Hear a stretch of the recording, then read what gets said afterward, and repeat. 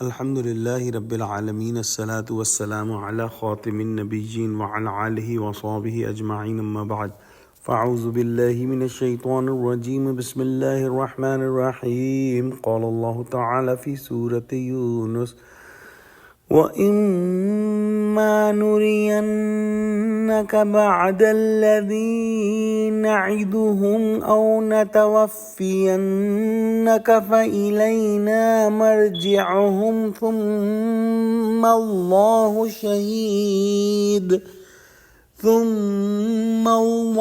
شَهِيدٌ عَلَى مَا يَفْعَلُونَ۔ ترجمہ: اور اگر ہم کوئی عذاب جس کا ان لوگوں سے وعدہ کرتے ہیں تمہاری آنکھوں کے سامنے نازل کریں یا اس وقت جب تمہاری مدت حیات پوری کر دیں تو ان کو ہمارے ہی پاس لوٹ کر آنا ہے، پھر جو کچھ یہ کر رہے ہیں خدا اس کو دیکھ رہا ہے۔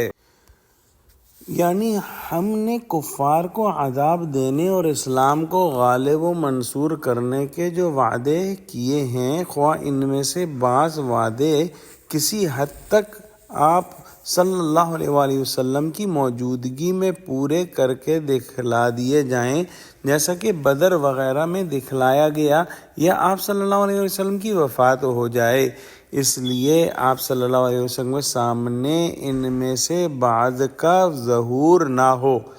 بہر صورت یہ یقینی بات ہے کہ تمام کے تمام وعدے جو اللہ سبحانہ وتعالیٰ نے فرمائے ہیں وہ پورے ہو کر رہیں گے۔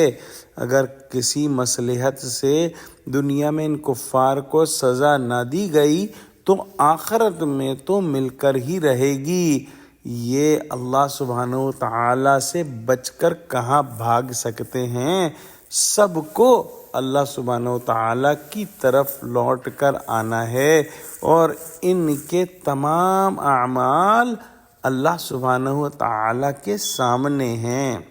حضرت شاہ صاحب لکھتے ہیں کہ غلبہ اسلام کچھ آپ صلی اللہ علیہ وآلہ وسلم کے روبرو ہوا اور باقی آپ صلی اللہ علیہ وآلہ وسلم کی وفات کے بعد جو خلفائے راشدین تھے ان کے ہاتھوں سے ہوا۔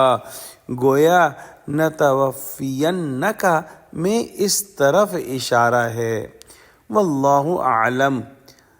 دعا کرتے ہیں کہ اللہ سبحانہ وتعالی نے جو مسلمانوں اور اسلام کے غلبے کے بارے میں وعدے فرمائے ہیں ان میں اللہ سبحانہ وتعالی ہم کو کسی طرح استعمال فرما لے، کیونکہ وہ وعدے پورے تو ہو کر رہیں گے، بس ہم کو بھی اس کام میں اللہ سبحانہ وتعالی استعمال فرما لے۔ آمین۔ وآخر دعوانا الحمد للہ رب العالمین۔ السلام علیکم ورحمۃ اللہ وبرکاتہ۔